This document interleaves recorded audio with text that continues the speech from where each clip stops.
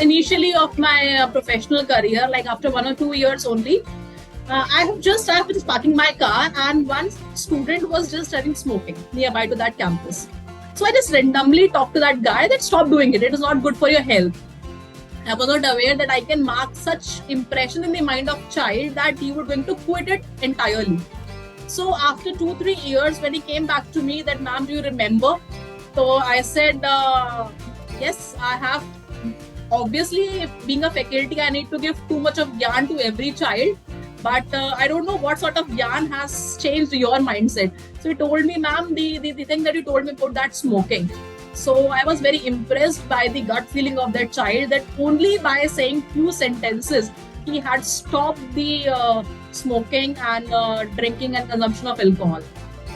I'm happy being a teacher if I can change the mindset of the youth, because they are the future generation, people going to lead our country forever. So if the things goes in right direction, I feel that the objective of my profession is sorted.